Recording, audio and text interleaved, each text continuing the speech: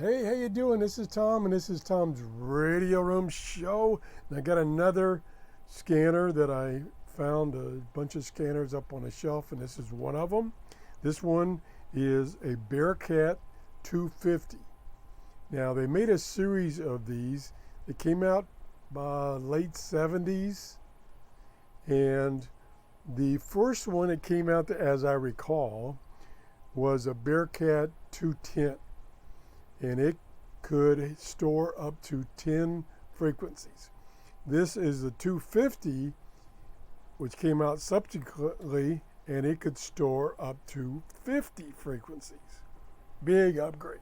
I don't remember the cost, probably $150, I'm guessing.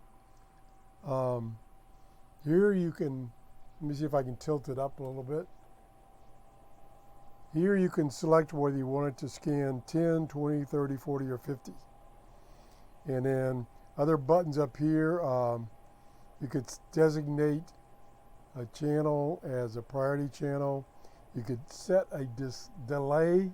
I think it was 5 seconds. You could add that when it was scanning, it would delay on that particular channel for 5 seconds or something like that. And then you could lock out a channel. If it turned out that that channel is just noise or it's not something interested anymore, you could lock out that channel. It had a search function. You could search between two frequencies, have it scan through that. And it had a store capability that it would search and store.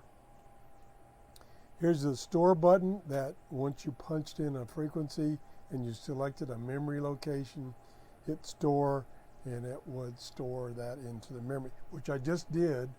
I just stored in memory location 1, 162.450, so that function's working fine. And then over here, you could have it show you time, show you the count, the number of times it hit a particular frequency. The speed, you could change the speed. I think it was like 5 channels per second to 15 channels per second. It wasn't really fast. You go into the scan mode, and then you could manually step through the frequencies, volume, and squelch. It had a auto squelch position that supposedly would listen to the noise and detect where it should set the squelch.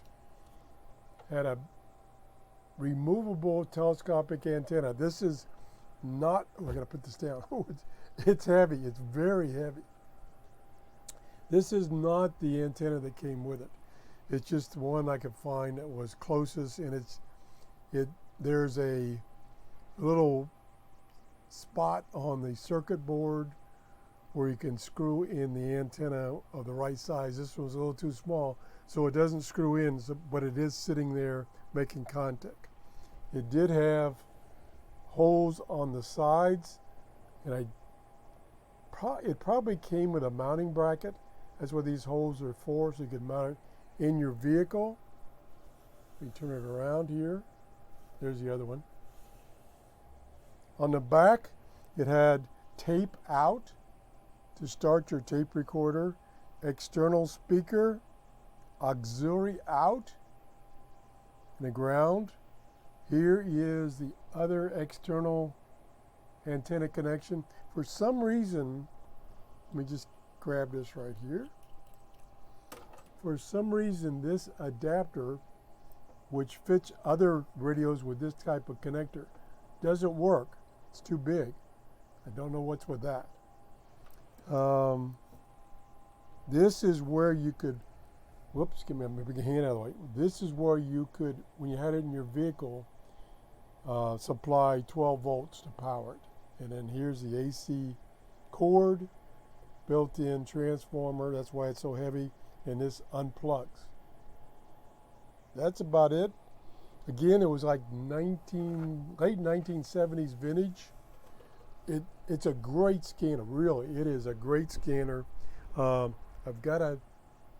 found a couple of manuals on the internet. Let me look at one right here that has the frequency ranges.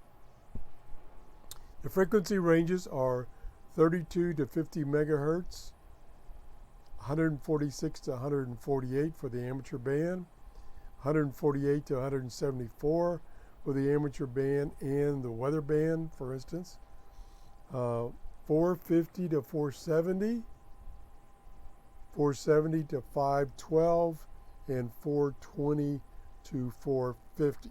So it only went up to 512 megahertz, which at that time, for the stations and you could listen to, that was the kind of the limit of what they used. They went up to 512. Like I say, this one is in pristine condition and it works well. Let me go back to my camera so I can see what you're seeing. See if I can do a scan. Oop. Okay, I got the squelch down too far. There we go. There it's scanning.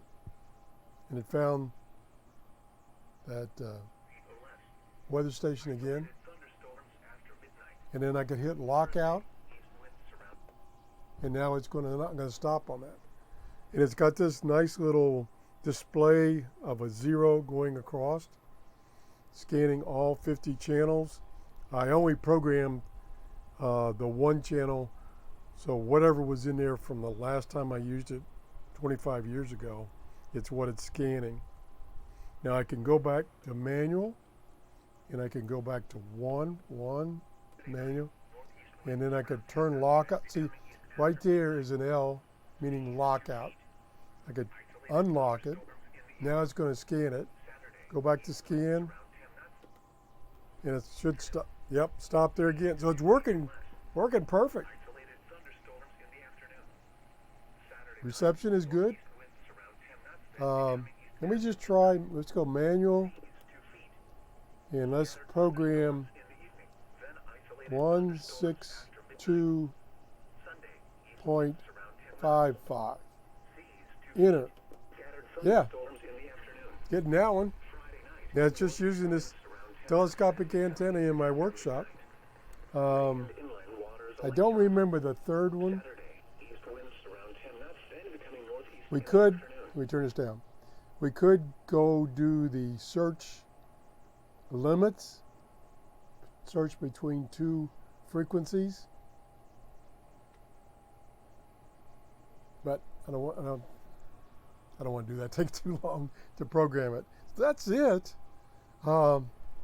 This one's definitely a keeper. Matter of fact, I'm going to put it back in service. I'm going to go through and program the 50 channels, probably not all 50, but up to 50 channels. And I won't put in the weather band because it's going to stop on that all the time. The one thing it does not have, which some of the newer, when I say newer, I'm saying 10 to 15 years old, scanners had that function where they had built-in search bands for like police, which is obsolete now, the frequencies are, marine, which is still valid, weather, and a couple other ones. That was a neat function. I used the marine one to monitor marine activity because I do live close to the Gulf of Mexico. I don't do that anymore. So it doesn't have that pre-programmed feature. This one does not. That came later. Okay, I think that's about it. If you have any questions, please leave a comment. Leave me a thumbs up if you're enjoying my videos, and have a great day. Bye-bye.